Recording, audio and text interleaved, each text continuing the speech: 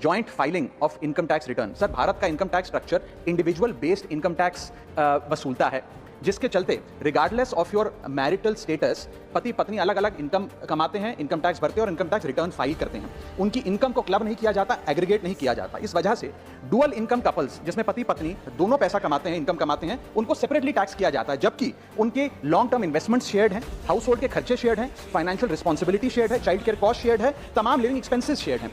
दुनिया के कई देशों में सर पति पत्नी को एक इकोनॉमिक यूनिट की तरह रिकॉग्नाइज किया गया और joint filing of income tax का प्रावधान दिया गया। लेकिन भारत में खर्चे स्पाउसेस शेयर करते हैं, लेकिन जब इनकम टैक्स भरने की बात आती है तो इनकम टैक्स डिपार्टमेंट दोनों को स्ट्रेंजर्स करार देता है। मैं आपको उदाहरण के माध्यम से समझाना चाहूंगा। सर, समझिए कि दो परिवार हैं, एक ही शहर में रहते हैं, एक ही कंपनी में नौकरी करते हैं। एक परिवार है जो 20 लाख रुपए कमाता है साल का, दूसरा परिवार भी 20 लाख रुपए कमाता है। स्कूल की fees, rent, grocery, medical bill सब समान है, लेकिन इनकम टैक्स अलग अलग। जैसे कि एक पति पत्नी है, राहुल और ऋचा, दोनों काम करते हैं। राहुल साल का 10 लाख कमाता है, ऋचा भी साल का 10 लाख कमाती है। इनकी कुल इनकम 20 लाख रुपए।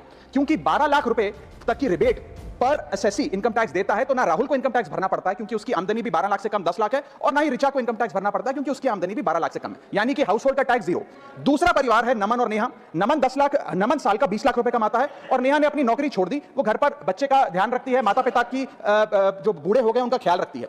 सर, नमन और नेहा की भी फैमिली इनकम 20 लाख है, लेकिन क्योंकि इंडिविजुअल टैक्सेशन है, नमन को 20 लाख के हिसाब से, स्लैब के हिसाब से इनकम टैक्स भरना पड़ता है 1,92,400 रुपए, और वहीं नेहा क्योंकि उसकी इनकम नहीं, उसे टैक्स नहीं भरना पड़ता। यानी कि दो परिवार, सेम इनकम, लेकिन एक परिवार को कोई इनकम टैक्स नहीं भरना और दूसरे परिवार को 1,92,000 का टैक्स भरना पड़ता है। एक ही छत, एक ही किचन, एक ही हाउस होल्ड, एक ही बजट, लेकिन अलग अलग टैक्स। सर, मुझे लगता है कि अगर जॉइंट फाइलिंग ऑफ आईटीआर होगा तो इन मैरिटल कपल्स को इनकम टैक्स की जो रिलीफ है वो ज्यादा मिल पाएगा। मैं दूसरा एग्जांपल देता हूं। एक मैरिड कपल है सर, जो दोनों पति पत्नी आईटी प्रोफेशनल से नौकरी करते हैं, एक ही घर में रहते हैं, शेयर्ड एक्सपेंसेस हैं। पति 18 लाख रुपए साल का कमाता है, पत्नी 6 लाख रुपए साल का कमाती है, यानी कि कुल इनकम दोनों की 18 जमा 6 24 लाख।